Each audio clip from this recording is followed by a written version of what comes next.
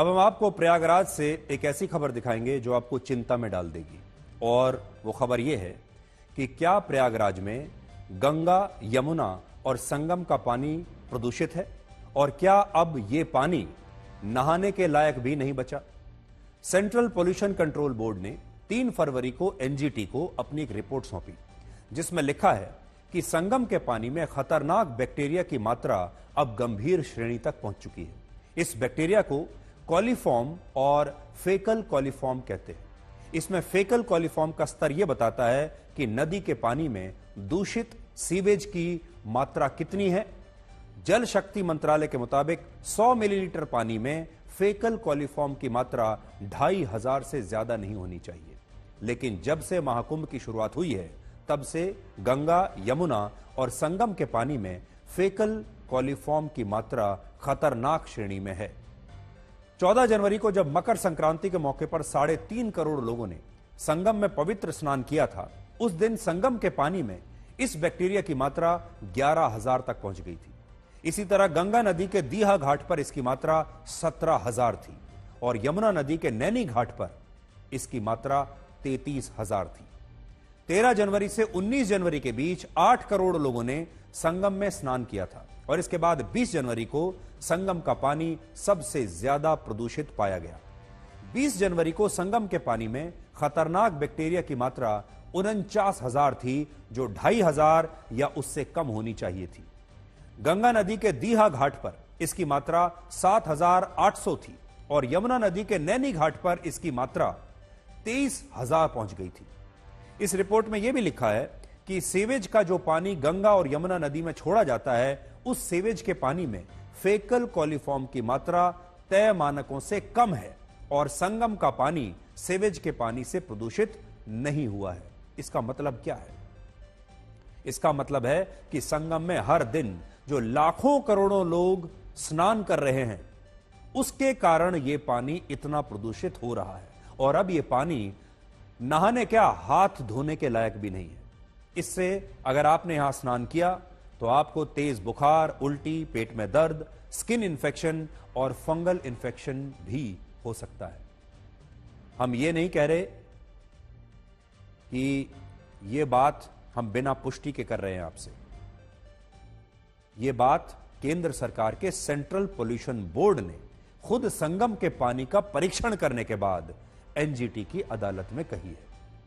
संगम में अब तक लगभग 55 करोड़ लोग पवित्र स्नान कर चुके हैं और महाकुंभ के मेला क्षेत्र में अब तक पानी की 20 करोड़ कैंस और बॉटल्स बिक चुकी हैं, जिनमें लोग संगम का पानी भरकर अपने अपने घर लेकर आए हैं, अपने घर में रखने के लिए, और बहुत सारे लोग तो अपने परिवार के दूसरे लोगों को और दोस्तों के लिए भी वहां से इन बोतलों में पानी भरकर लाए हैं।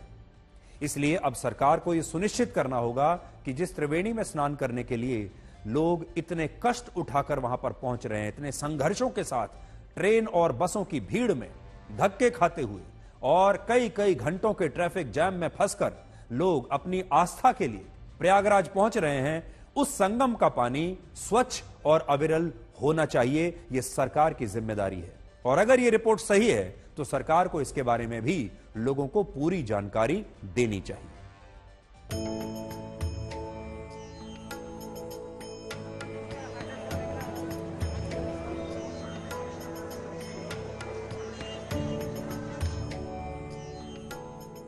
एक तरफ संगम में रोजाना करोड़ श्रद्धालु स्नान कर रहे हैं, तो वहीं दूसरी तरफ केंद्रीय प्रदूषण नियंत्रण बोर्ड की रिपोर्ट कहती है कि संगम का पानी नहाने लायक नहीं बचा है। सीपीसीबी ने एनजीटी को दी अपनी रिपोर्ट में साफ तौर पर कहा है कि प्रयागराज के संगम के तमाम जगहों पर जो नमूने लिए गए वो इस बात की पुष्टि करते हैं कि यहाँ का पानी नहाने लायक नहीं है और सबसे ज्यादा अमृत स्नान के मौके पर जब श्रद्धालुओं की संख्या बढ़ी तो ये पानी ज्यादा प्रदूषित हो गया। नेशनल ग्रीन ट्रिब्यूनल की 3 सदस्यीय बेंच इस गंगा और यमुना में सीवेज प्रदूषण को लेकर सुनवाई कर रही थी, जिसमें सीपीसीबी ने अपनी ये रिपोर्ट एनजीटी को सौंप दी है। आप पानी में फ्लो आप जा करके देखिए, कोई आप वहां पर स्नान करिए तो आप जो है देखेंगे कि आपका पैर एक बार उठा करके करेंगे तो दोबारा रखेंगे तो वहां पर पैर नहीं पड़ सकता, इतना मैंने फोर्स है पानी के अंदर, इतनी शुद्धता है। तो ये सब चीजें, ये सब बातें इसलिए लोग फैला रहे हैं कि वहाँ बहुत ही पानी निर्मल है। लोग वहां से लेके आप घरों को लेके जा रहे हैं, संगम के जल को आप देखिए, वहाँ करोड़ों तो वो बिक गया होगा जो लोग जिसमें लेकर के जा रहे हैं शीशी, और उसमें तो ऐसा ये कहना गलत है। भीड़ है लेकिन उसका अपना आनंद अलग है। उस भीड़ के बीच से ही आनंद लेने की आवश्यकता है। थोड़ा पैदल चलना पड़ सकता है लेकिन चलना चाहिए, यही जीवन है। और देखना चाहिए जीवन की मस्ती। पूरे देश भर से लोग आए हैं, उसके बीच से जा करके देखें, उनके उत्साह को देखें। इस रिपोर्ट और राजनीति के बीच महाकुंभ में हिंदू श्रद्धालुओं की भीड़ कम होने का नाम नहीं ले रही और अब भी ट्रेनों और बसों में हर रोज लाखों लोग प्रयागराज पहुंच रहे हैं और प्रयागराज जाने वाली सड़कों पर 15 से 20 किलोमीटर लंबा ट्रैफिक जैम अब भी लगा हुआ है। सबसे बड़ी बात यह है कि जितने भी लोग महाकुंभ में आ रहे हैं उनका कहना है कि वो तपस्या करके प्रयागराज पहुंच रहे हैं। ये जो कष्ट है, ये जो संघर्ष है, ये एक प्रकार की तपस्या है और उन्हें 15-15 किलोमीटर पैदल चलकर महाकुंभ पहुंचने में भी एक आनंद प्राप्त हो रहा है।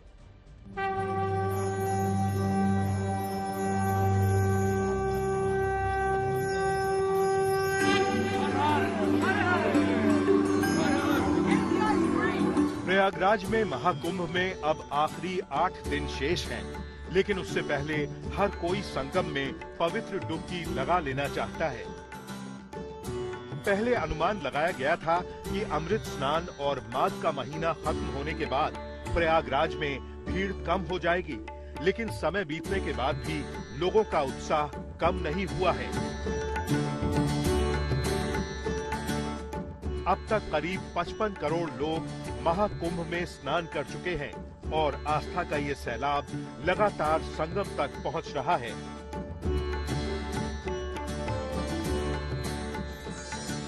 रेलवे स्टेशन से लेकर संगम घाट तक श्रद्धालुओं की भीड़ कम नहीं हो रही है। श्रद्धालु ट्रेन से, बस से, कारों से महाकुंभ में डुबकी लगाने लगातार पहुंच रहे हैं। ट्रेन में भीड़ तो बहुत है, पैर रखने की जगह नहीं थी हम लोग के लिए, उसमें से भी एकदम स्लीपर, एकदम जनरल जैसा बना दिए हैं। सभी श्रद्धालु हैं तो वो तो आ रहे हैं, इसलिए सब एडजस्ट करके चल रहे हैं। हम लोग बिहार से आए हैं, ट्रेन में तो काफी दिक्कत है। भीड़ तो बहुत है, अभी भी भीड़ है, अभी भी भीड़ कमने का नाम नहीं ले रहा है। प्रयागराज के संगम तट की तरफ आने और जाने वाले रास्ते इसी तरीके से पटे पड़े हैं। लोग रात भर चल रहे हैं। 5 से 7 किलोमीटर रोजाना चलने के बावजूद उनको संगम में स्नान करना है। संगम घाट पर नहाने का जो लोगों का क्रेज है वो खत्म नहीं हो रहा है। पीछे अगर आप मेरे देखेंगे, इस वक्त मैं संगम घाट पे मौजूद हूं और नजारा आपको दिखाऊंगा कि किस तरीके से यहाँ पर भीड़ है। ये घाट का जो रास्ता जाता है, जहां पर आप भीड़ देखेंगे बड़ी संख्या में, ये संगम घाट है। त्रिवेणी का संगम यहाँ पर होता है, जहाँ पर लोग जो है वो दूर दूर से नहाने आ रहे हैं। कि हमारे देश के अलग अलग कोने से सभी लोग आ रहे हैं, जिससे यहाँ की एकता का पता चल पा रहा है और ये भी जान पा रहे हैं कि यहाँ व्यवस्थाएं हैं। स्नान किया, बहुत फिर कैसा लगा? जय गंगा मैया की जय हो। कुंभ में हाँ ये बड़ा क्रेज है, छोटे छोटे बच्चों को आप लोग कुंभ ला रहे हैं, दिक्कत नहीं, और इनको लेके तो काफी चलना पड़ रहा होगा। हाँ हुआ दिक्कत, कुछ भीड़ का सामना करना पड़ा। नहाने के बाद जो आनंद आया है उसमें लोगों का कहना है कि सब कुछ ठीक हो गया है। वीडियो जर्नलिस्ट शुभम शुक्ला के साथ सिमर चावला, प्रयागराज, आज तक। महाकुंभ को लेकर कितनी राजनीति हो रही है, महाकुंभ को लेकर लोग कितना संघर्ष कर रहे हैं और महाकुंभ में संगम के पानी को लेकर जो नई खतरनाक चिंताजनक रिपोर्ट आई है, ये सब आपने देख लिया। ये हमारे देश का एक बहुत बड़ा मुद्दा है जिस पर हर रोज हम आपको लगातार अपडेट करते हैं।